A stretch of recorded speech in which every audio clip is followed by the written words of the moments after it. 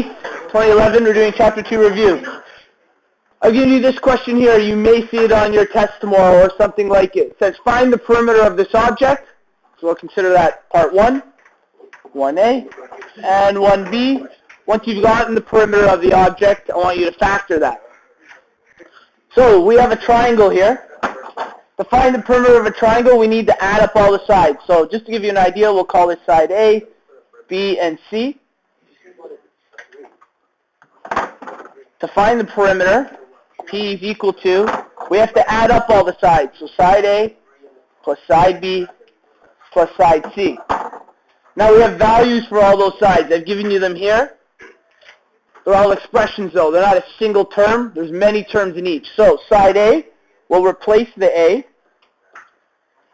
with 2x squared plus x minus 4.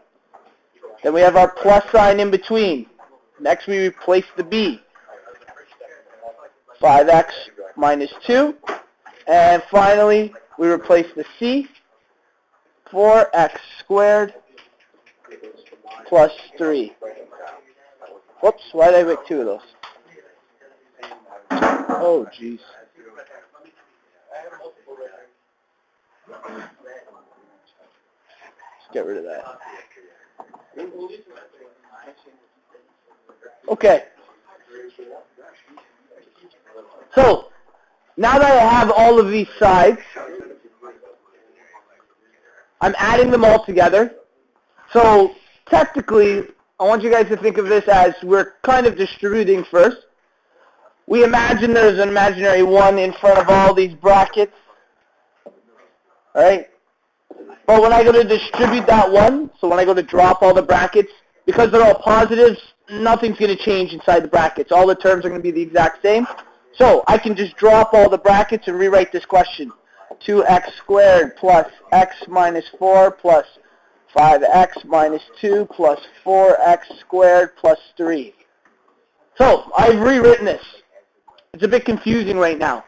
I'm going to rearrange my question and collect all my like terms. So the first thing I'm going to do is I'm going to get any variable that has the exponent 2. I'm going to move them all to the beginning of the equation.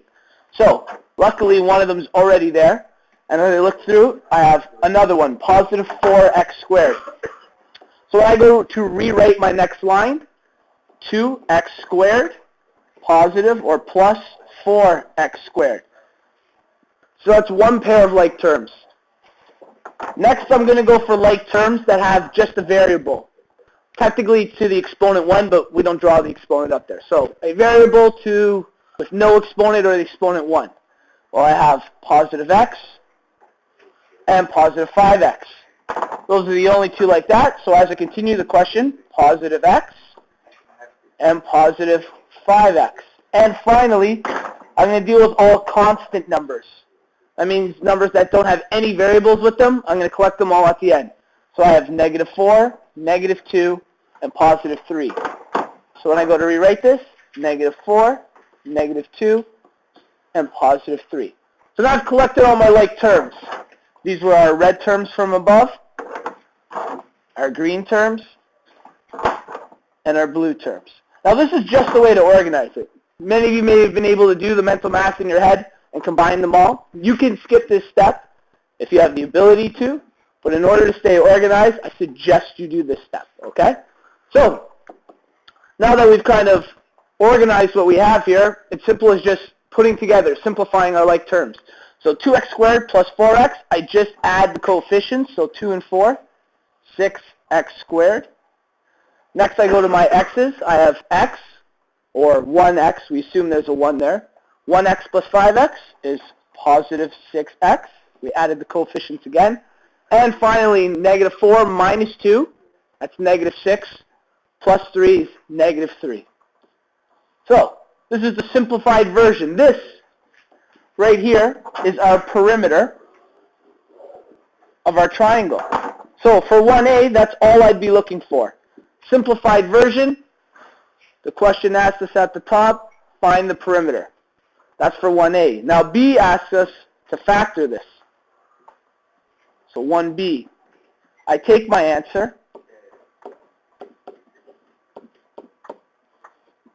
and I need to factor it.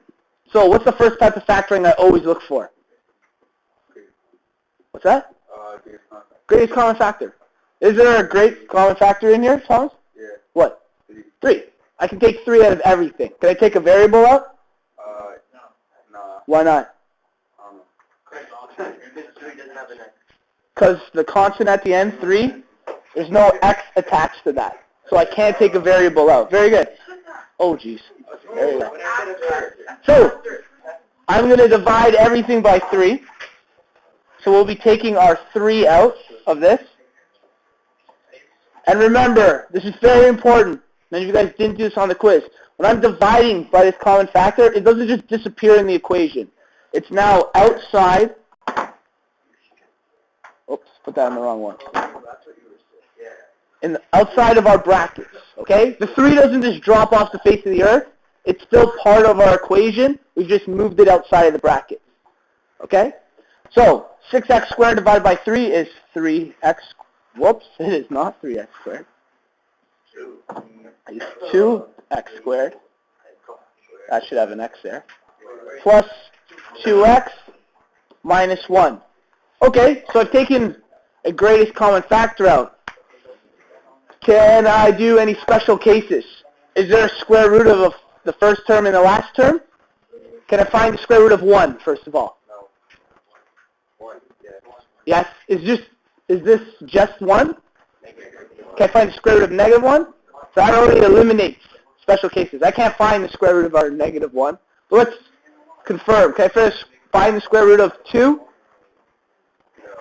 Not a whole number, okay? So we can't special factor this. Okay? So let's go to our quadratic factoring. Let's see. Can I find a combination of these terms, 1 and 2 and 1 and 1? And they're going to add up to positive 2. So am I going to be able to find, these are the only factors of those numbers. Pair of those together are going to factor to 2. So let's try multiplying across. 2 times 1 is 2, and 1 times 1 is 1. Is there any combination of 2 and 1 that make 2? No. So that won't work. Let's try going the other way. What about 2 times 1? 1 times 2. Any combination that works? No. I'm done. From what I've taught you so far in this course, you guys can't factor this. Okay? So that would have been the last step. I checked everything out.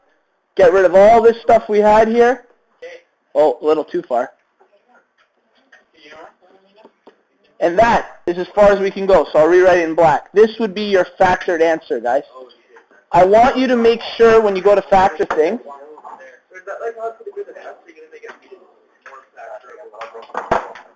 I may just leave it like that. It's very important that you guys try all 3 ways that we have there, okay? You're going to definitely have questions on the test that ask you if something is factorable or not. So you'll need to be able to tell me no and why not. I tried this, this, and this. I wasn't able to factor it, okay?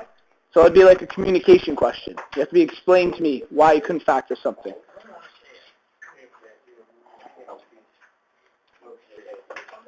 That's all of that. Okay, the second question, we're given, you can call it a picture frame, a mat, whatever you want to call it. It says to find the area of the red square, the wedge square. The wedge square. So, area of a square, first of all, guys, is one side times another. You need to know how to find area, so length times width. Luckily, with a square, the length and the width are what? They're the same. So I've only given you one measurement, 2x. So we're going to find the area. You know what? We'll do it in red to keep it easier. Area of the red square is going to be our 2x.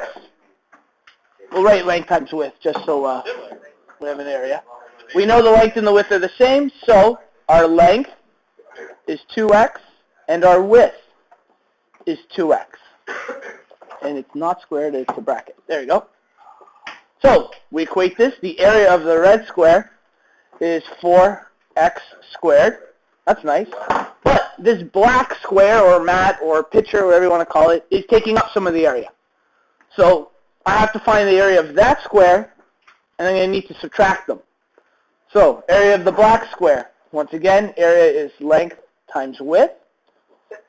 Because it's a square, the length is 12 and the width is 12. So our area is 144. Now, like I said before, we have the area of the red square, 4x squared, and the area of the black one, which is 144.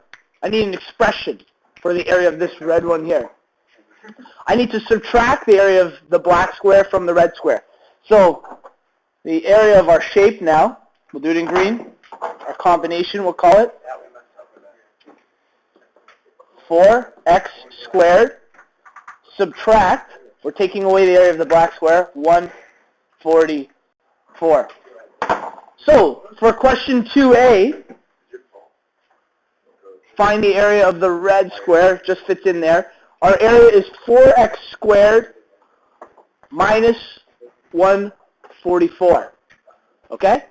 So I have my area. It's pretty simple actually once you get to see it, but creating the question can be difficult. Okay? So now we have this. I've asked you to factor the area. I could find the greatest common factor. There's another style of factoring that works even better in here. Does anyone can tell? Difference of squares. Our difference of squares works. I can square root the first number, and I can square root the last number. There's the subtraction sign in the middle. So, special cases, this is our Friday stuff. 2b. Area of our object, 4x squared minus 144. I can find the square root of the first number. Square root of our 4x squared. When I go to square root this term, I'm going to end up with 2x. And our last term, 144, square root is going to be 12. But because we have a subtraction sign in between, we're going to have two separate brackets. It's not going to be one bracket. One of ours is going to be positive, and the other answer will be negative. So we take our square root of our 4x squared. We already discovered it was 2x. So that's our first number. And the square root of our 144 is 12. There you go. So our final answer, once factored, is 2x plus 12, 2x subtract 12.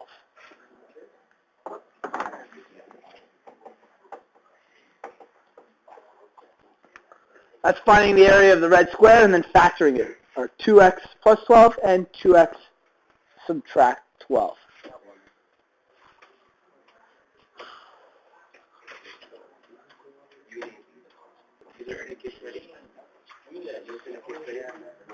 Try that question right there. Oh, whoops.